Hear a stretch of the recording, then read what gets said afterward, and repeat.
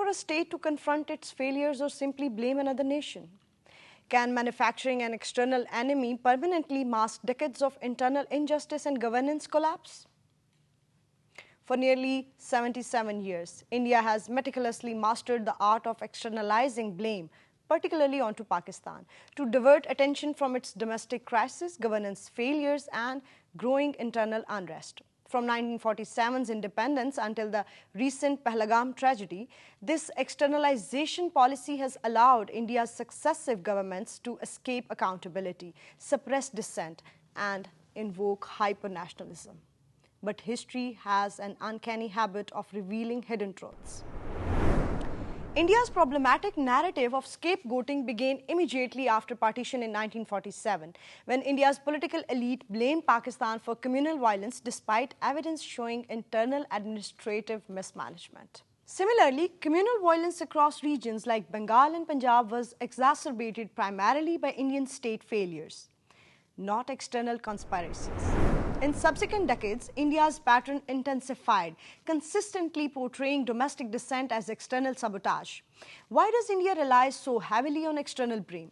Indian media, dominated by powerful corporate and political interests, often manufactures consent through repetitive narratives, hyper-nationalist rhetoric, and selective reporting, thus sustaining public support for state narratives.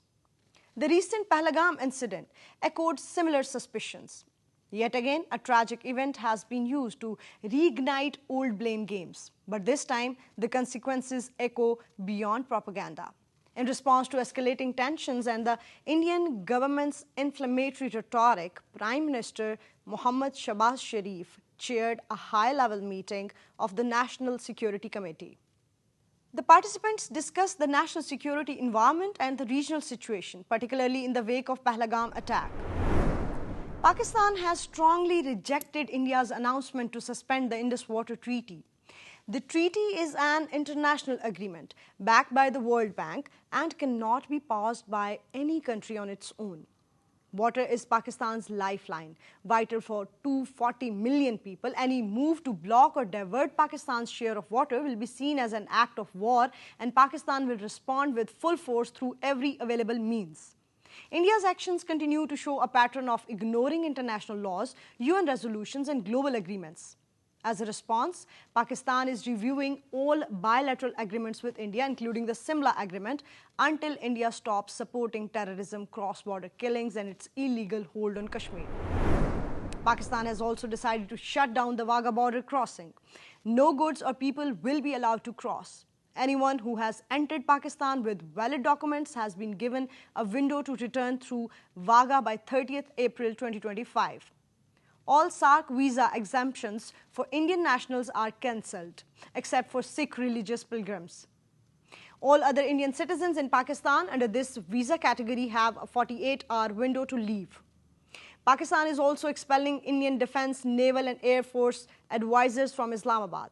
Subsequently, Pakistan's airspace is closed to all Indian airlines, whether operated directly or indirectly. All trade with India is suspended immediately, including any third-party trade routed through Pakistan. The National Security Committee has made it clear Pakistan and its armed forces are fully prepared to defend the country's sovereignty, as they have done in the past, especially after India's failed incursion in February 2019. Blaming Pakistan won't fix India's internal fractures, nor will it hide the failures of its democracy. After 70 years of projecting blame, India stands exposed. Pakistan stands ready for peace if India chooses it, for resistance if it doesn't. This is Amara Farad Baloch and you're watching Nexus Bulletin.